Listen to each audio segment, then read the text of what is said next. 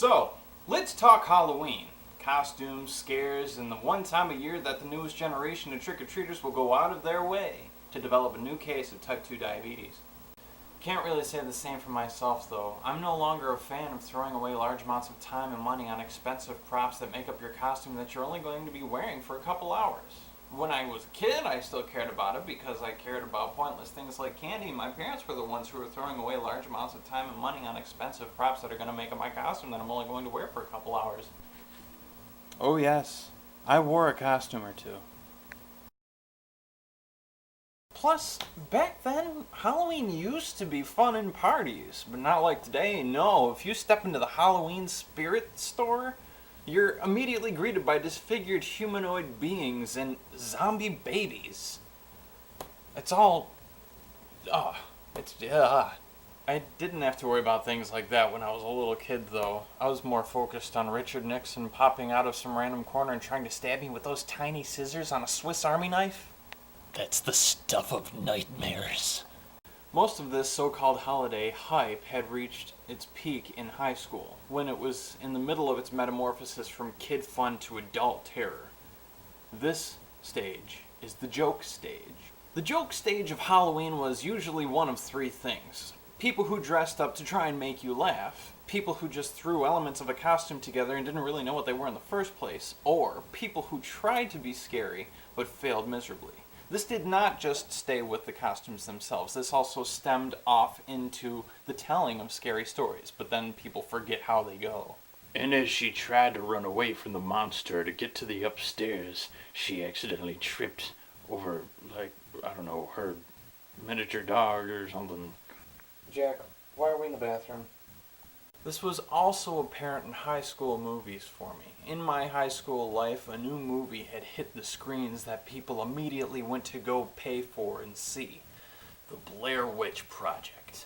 The film itself turned out to be a drag for most moviegoers, but the simple idea of shooting the entire film in amateur video was a concept that many young aspiring directors glommed onto and quickly turned it into a cliche. This is where a young high school Dan McElligott comes into play. My friend had been given a project for Halloween by his English teacher to make a scary movie for Halloween. I came up with a concept idea that I gave him and he loved it. And we ran with it and did our best to make this the most riveting movie as possible. Naturally, being the one who came up with the idea, I was included in the film. We called this The Lumberjack. It's essentially about a ghost of a lumberjack who haunts the woods where he died shortly after going insane due to his wife cheating on him. He finds his wife and the man and kills them both viciously with his axe. After trying to hide the bodies in the woods, he gets lost after night has already fallen. He accidentally falls into a pit and breaks his neck. Now, the movie's legend is, every autumn night, if he comes across other people who are wandering around in the woods, he chops them to pieces with his axe, still soaked in his wife's blood. Dan McElligott, and we're going into the woods today. We're going to check out this one urban legend. It's about like a lumberjack or something like that, and these people keep on getting killed when they go into the woods. We're researching about the ghost of the spirit of an axe murderer who came into the woods, and he found out that his wife had been cheating on him with another man. Who's there? Who's there? God. The special effects of me falling out of a tree are also very poor. Yes, this is me falling out of a tree. Representative, thank you for your patience. Ah! Ah! Thank you for your patience. Ah! Whew. I'd almost forgotten how bad parts of that were. Although it was fun, and I'm always going to keep that footage. I'll probably continue to make fun of it every year. But right now, the only thing I want to do is get my pumpkin carving kit out of here. We got some stuff we got to take care of. Wait a minute. It can't be. That's right. Another film. That's right, folks. Another movie graces the screen in a most ungraceful fashion made by yours truly. This movie came to be known only as Scarecrow.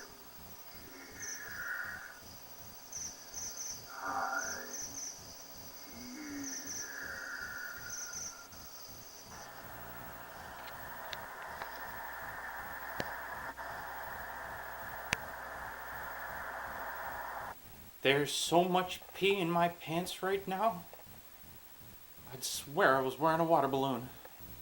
In this movie, even some of my family comes into play, as my sister poses as the character Lulu, and the Scarecrow himself was voiced by my dad.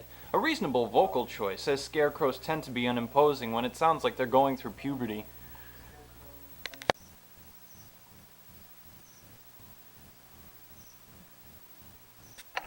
Oh, I don't know about this, man. This is getting too rich for me. I gotta call it quits.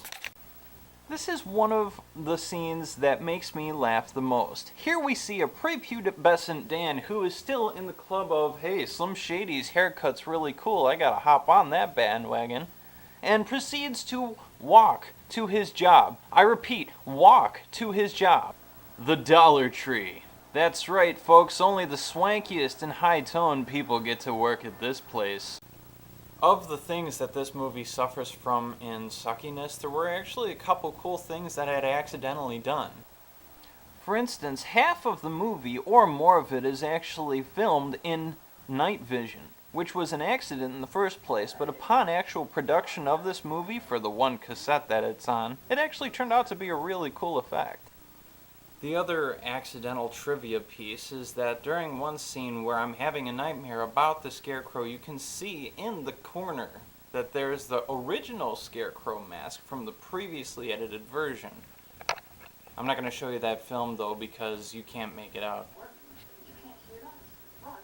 Getting frustrated and actually realizing that the Scarecrow had come to life, Dan hastens to the rescue to show the Scarecrow where the yellow brick road is.